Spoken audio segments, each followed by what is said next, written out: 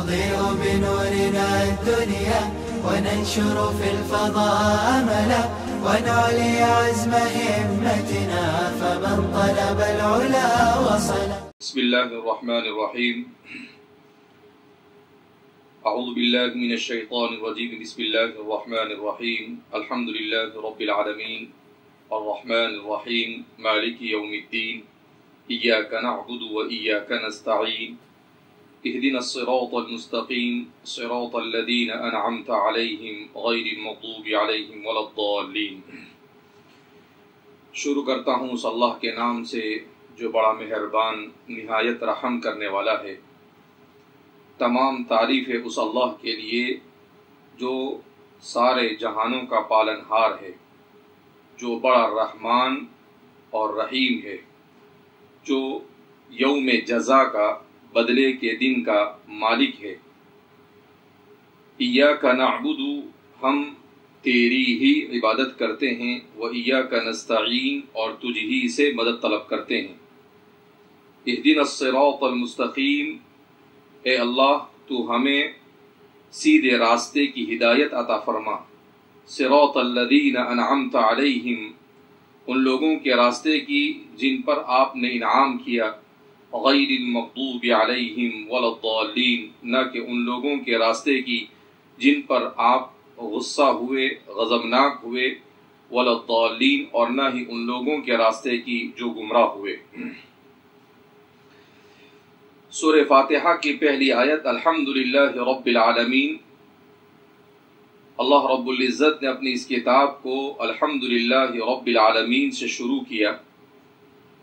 الحمدللہ، اس کے سلسلے میں خود نبی کریم صلی اللہ علیہ وسلم نے ارشاد فرمایا: افضل الذکر لا الہ الا اللہ وافضل الدعاء الحمدللہ، کہ اللہ کے ذکر میں سب سے افضل ذکر یہ لا الہ الا اللہ ہے، اور اللہ سے دعا مانگی جاتی ہے ان دعاؤں میں سب سے افضل ترین دعا الحمدللہ.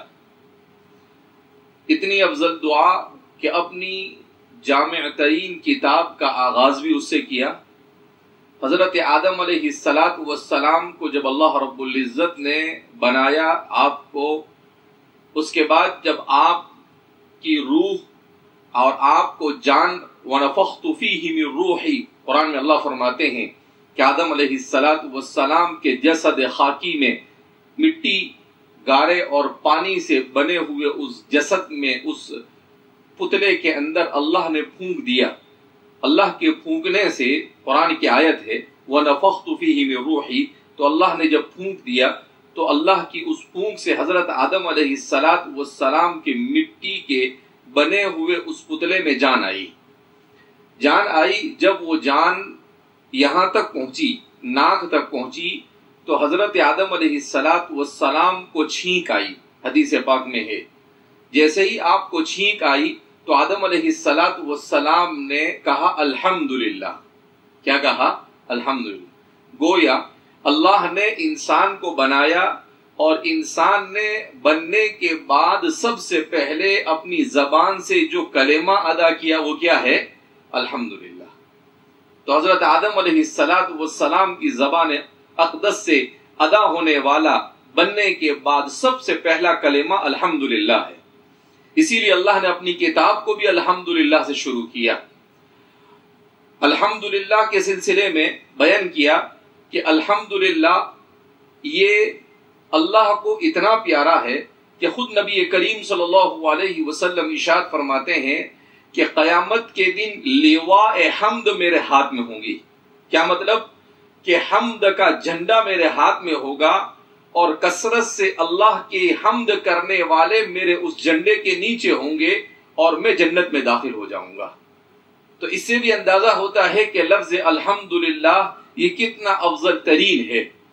اسی لیے الحمدللہ کے بارے میں یہاں تک کہ بیان کیا جاتا ہے کہ انسان جب جنت میں داخل ہو جائیں گے تو اللہ رب العزت کہتے ہیں کہ قبر کی زندگی سے انسان سینکڑوں سال گزر کر آئے گا، پھر میدان حشر ہوگا، پھر نشر ہوگا، پھر میزان ہوگا، پھر اعمال کا وزن ہوگا، پھر اس کو جب جنت میں بھیجا جائے گا تو بڑے کٹھن مراحل سے گزرنے کے بعد جب وہ جنت میں داخل ہوگا تو قرآن کریم کے 8ویں پارے میں اللہ فرماتے ہیں جیسے ہی وہ جنت میں پہلا پاؤں رکھے گا تو کہے گا الحمدللہ الذی ہدانا لہذا وما كنا لنهتدی لولا ان ہدانا اللہ. اے اللہ، اس جنت تک پہنچنا اتنا آسان نہیں تھا، بڑا اڈک تھا، بڑی خطرناک منزلیں تھی، میں پہنچ گیا. اے اللہ تیری تعریف ہے کہ تو نے یہاں پر پہنچایا، ورنہ میرے بس میں نہیں تھا کہ میں یہاں پر پہنچ جاؤں. تو فرماتے ہیں کہ جنت میں پہنچنے کے بعد سب سے پہلا جو کلمہ انسان ادا کرے گا وہ کون سا کلمہ ہوگا؟ الحمدللہ. الحمدللہ الذی ہدانا لہذا، تمام تعریفیں اس اللہ کے لیے جس نے مجھے اس جنت تک پہنچا دیا. وما كنا لنهتدی لولا ان ہدانا اللہ، ورنہ ہم کو اتنے شریف نہیں تھے کہ ہدایت پہ آ جاتے اگر اللہ ہمیں ہدایت نہ دیتا. تو جنت میں جائے گا سب سے پہلا. قرآن تو یہاں تک بیان کرتا ہے وآخر دعواہم ان الحمدللہ رب العالمین، کہ جنت میں سوائے الحمدللہ کے اور کوئی آواز ہی سنائی نہیں دے گی. حدیث میں ہے کہ قرآن کریم میں اللہ خود فرماتے ہیں کہ جنتی آپس میں بات کریں گے اور بات کر کر جب اپنی بات کو ختم کرنا ہوگا تو الحمدللہ، قرآن کہتا ہے وآخر دعواہم، الحمدللہ کہہ کر اپنی بات کیا کر دیں گے؟ ختم کریں گے. یعنی کیا مطلب؟ سب بات کرنے کے بعد آخر میں کہیں گے بھائی سب صحیح، لیکن اللہ نے یہاں پہنچا دیا، اللہ کی جتنی تعریف کرے اتنی کم ہے. باقی جہنم میں لوگوں کا کیا حال ہو رہا ہے، اللہ ہماری حفاظت فرمائے. تو فرماتے ہیں کہ انسان اس وقت انسان کو قدر ہوگی کہ لفظ حمد کتنا عظیم الشان کلمہ ہے. تو اس لیے اللہ رب العزت نے اپنی کتاب کا آغاز بھی اتنی ہی خوبصورت کلمے سے کیا، جس کلمے کو اللہ نے آدم کی زبان سے سب سے پہلے کہلوایا، جس کلمے کو اللہ رب العزت نے جنتیوں کی زبان پر بار بار کہلوایا.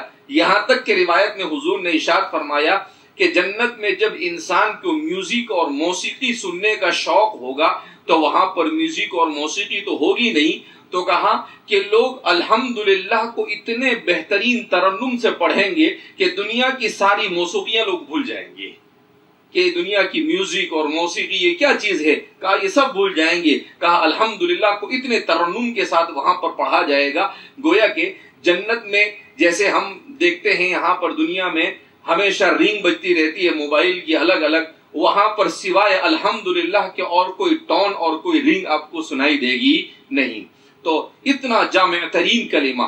خود نبی کریم صلی اللہ علیہ وسلم پر 114 صورتیں نازل ہوئی، اور جب سب سے اخیر میں حضور کے اوپر صورت نازل ہوتی ہے تو حضور سے کہا جاتا ہے اذا جاء نصر اللہ والفتح ورأيت الناس يدخلون في دين الله افواجا فسبح بحمد ربك واستغفر، کہ اے محمد ان قریب لوگ اسلام میں جوق در جوق داخل ہوں گے، مگر آپ کا کام کیا ہے؟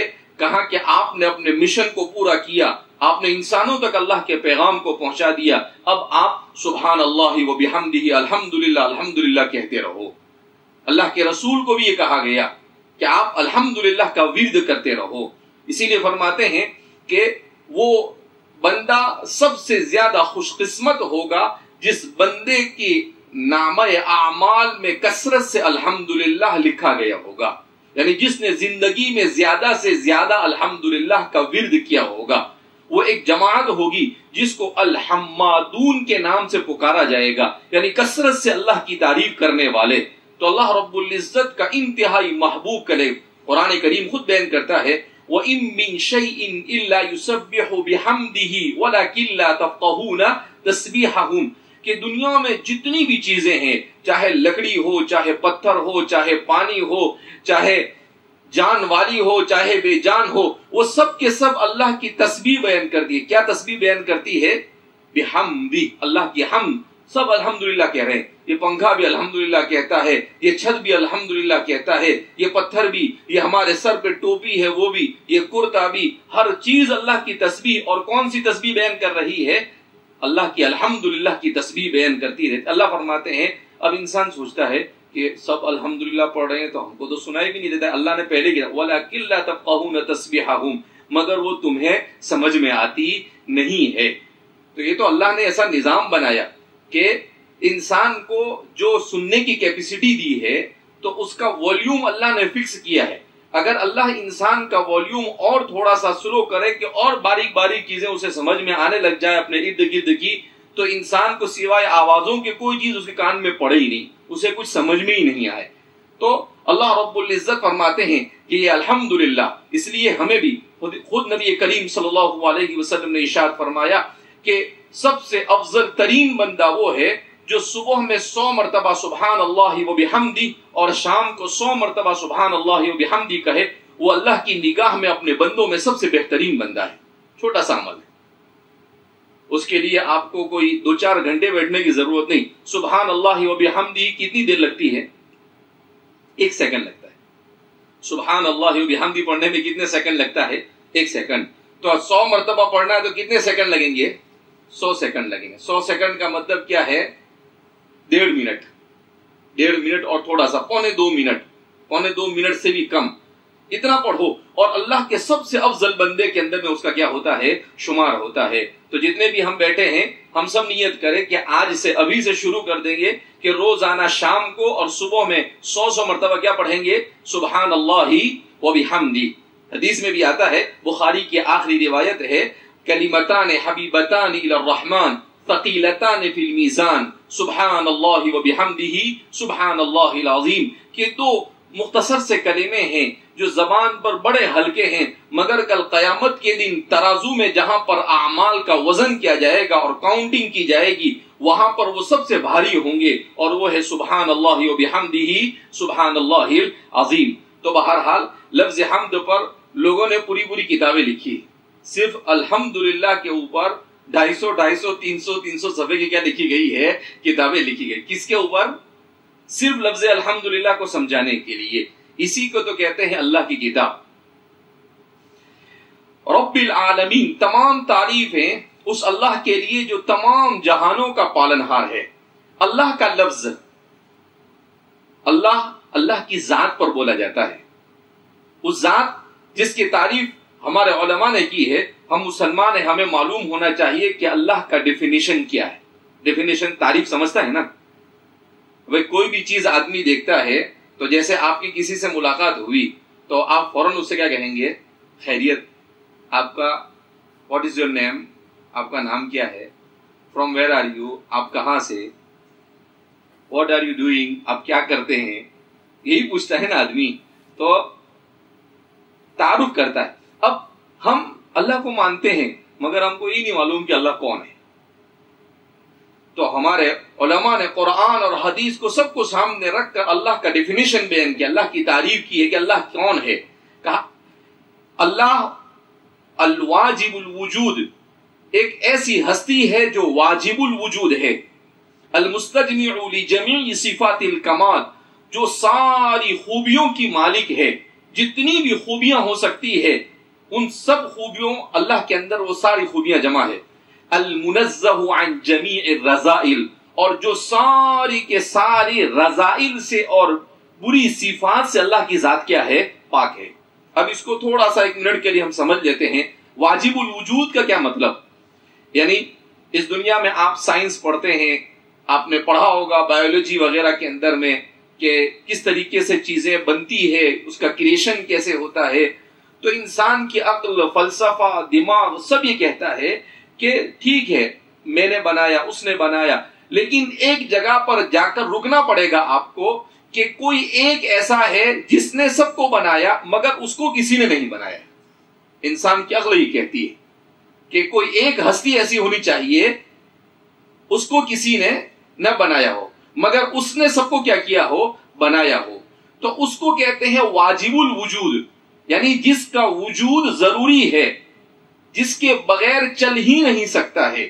انسان کی عقل بھی یہ کہتی ہے۔ تو اللہ کی ذات واجب الوجود ہے، اور اللہ میں ساری خوبیاں ہیں۔ علم، اللہ کا علم سب سے زیادہ کمال والا، وما اوتیتم من العلم الا قلیلا۔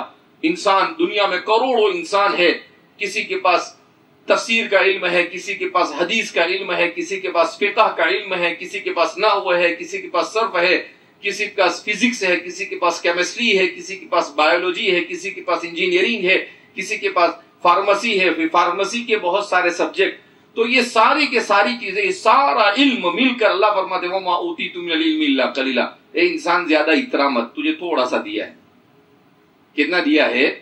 یہ سب ملا کر اللہ کے علم کے سامنے حضرت موسیٰ علیہ السلام اور حضرت خضر جب کشتی میں جا رہے تھے تو اللہ رب العزت حضرت موسیٰ علیہ السلام نے کہا کہ بھئی یہ خضر تو ایک عجوبہ ہے، عجیب و غریب حرکتیں کرتے ہیں اور پھر اس کا بات بھی بڑی عجیب بیان کرتے ہیں. تو ان کے علم پر ان کو بڑا تعجب ہوا. تو حضرت موسیٰ علیہ السلام نے اللہ سے پوچھا، اے اللہ، یہ مخلوق کے سارے علم اور تیرے علم کے مقابلے میں اس کی حیثیت کتنی ہے؟ یعنی یہ سارے آدم علیہ السلام سے لے کر قیامت تک آنے والے انسانوں کو جو علم دیا گیا وہ سارا علم اور تیرا علم، اس کو اگر کمپیر کیا جائے، اس کا کمپیریزن کیا جائے تو کتنا ہوتا ہے؟ اللہ رب العزت نے کہا، اے موسیٰ، کشتی کے کنارے پر دیکھو، ایک چڑیا ہے پانی پی رہی. ایک چڑیا ہے، کیا کی رہی ہے؟ پانی. چڑیا پانی پی رہی تھی. کہا بیما یرجع من قارہ، کہا وہ جب پانی پیتی ہے تو اپنی چونچ پانی میں ڈالتی ہے اور ڈالنے کے بعد وہ اوپر کرتی ہے تاکہ وہ کیا ہو جائے؟ اتر جائے. تو کہا کہ وہ جو پانی کا ایک قطرہ لیتی ہے اس میں سے آدھا قطرہ اندر جاتا ہے اور آدھا قطرہ واپس سمندر میں چلا جاتا ہے. کہا ساری مخلوق کے تمام علوم کو ملایا جائے اللہ کے علم کے مقابلے میں اس آدھے قطرے کے برابر ہے. اللہ کے علم کے مقابلے میں کتنا ہے؟ وہ آدھا قطرہ. یعنی اللہ کا علم سمندر ہے اور وہ اس کے سامنے کتنا ہے؟ آدھا قطرہ. وہ سارے علوم آ گئے، لاکھوں کروڑوں اربوں خربوں انسانوں کے سارے علوم اس کے اندر میں کیا ہو جاتے ہیں؟ سمیٹ دیے جاتے ہیں. کہ اتنا علم ہے. تو اللہ رب العزت وہ ذات ہے جس میں ہر صفت اسی طریقے سے پائی جاتی ہے. وہ رحمان بھی ہے تو ایسا، وہ رحیم بھی ہے تو ایسا، وہ رؤوف بھی ہے تو ایسا. جتنی صفتیں اچھی ہو سکتی وہ سب اللہ میں پائی جاتی اور اللہ میں کوئی بری صفت نہیں پائی جاتی. کیا مطلب؟ کہ اللہ رب العزت العیاذ باللہ، اللہ کے اندر کوئی عیب نہیں ہے کہ بھئی آنکھ سے اس کو صحیح نظر نہ آتا ہو، کان سے صحیح سنائی نہ دیتا ہو. یہ ایسی کوئی بھی چھوٹی سی چھوٹی عیب بھی اللہ کے اندر نہیں پائی جاتی. اور یہ انسان کی عقل کا تقاضا ہے کہ اگر اللہ ہی میں عیب ہو تو کام کیسے چلے گا؟ اللہ کے اندر ہی عیب پایا جاوے تو کام کیسے؟ تو اللہ کی ذات میں کوئی عیب نہیں ہے، تمام عیب سے پاک. اسی لیے انسان اللہ کو صرف قرآن سے اور نبی پر نازل ہونے والی وحی سے سمجھ سکتا ہے اور کسی چیز سے انسان اللہ کو سمجھ سکتا نہیں ہے. اللہ رب العزت کو اللہ کی کتاب سے. اب کیا ہوتا ہے، بعض لوگ کہتے ہیں کہ بھئی ہاں ایک ایشور اوپر والا تو ایک ہی ہے، مگر اس کے بعد اس نے کام ڈیوائیڈ کر دیے سب، تو اب رب بہت سارے بناتے. اللہ فرماتے ہیں نہیں، ساری دنیا کو بنانے والا بھی وہ رب العالمین اور سارے کائنات کے نظام کو آج بھی وہی چلا رہا ہے. کسی دوسرے کی ضرورت اس کو ہے نہیں، وہ ہی چلا. تو رب العالمین سے اس کو سمجھایا کہ بنانے والا، کریشن کرنے والا اور پیدا کرنے والا بھی وہ، اور پھر اس کے بعد اس کی تمام طرح کے انتظامات کر کر اس کائنات کے نظام کو چلانے والا بھی وہ. اسی لیے اللہ نے کہا لَوْ كَانَ فِيهِمَا آلِهَةٌ إِلَّا اللَّهُ لَفَسَدَتَا، کہ آسمان اور زمین میں اگر اللہ کے علاوہ کوئی دوسرا معبود ہوتا تو یہ ٹوٹ پھوٹ کر فنا ہو گئے ہوتے. میرا اور آپ کا نمبر ہی نہیں آتا. کیوں؟ اس لیے کہ اگر دو ہوتے، دونوں کا پاور سیم ہوتا تو ایک کہتا کہ عقل کو والوں پہ بارش برساؤ، دوسرا کہتا نہیں بارش نہیں پتھر برساؤ. اب دونوں میں جھگڑا ہو جاتا. اب وہ دونوں کے جھگڑے میں یہاں پر بیچاروں کی حالت کیا ہو جاتی ہے؟ خراب ہو جاتی ہے. تو کہا یہ روئے زمین کب سے ختم ہو گیا ہوتا، لیکن یہ سب چل رہا ہے ہزاروں سال سے. اس کا مطلب یہ ہے ایک ہی ہے، ون مین پاور، ایک ہی ہے ذات جو سارا کے سارا نظام چلا رہی. اسی لیے سائنس بھی اب اس نتیجے پر پہنچتی ہے کہ اب وہ اللہ کو ماننا نہیں نا، ان کو ناچنا نہیں تو کیا کہتی ہے وہ کہ آنگن ٹیڑھا ہے، تو اللہ کو ماننا نہیں ہے تو کیا بولتے ہیں بگیسٹ ڈیزائنر ہے اس دنیا کو بنانے والا. ارے کیا ڈیزائنر؟ وہ رب العالمین ہے. وہ کیا ہے؟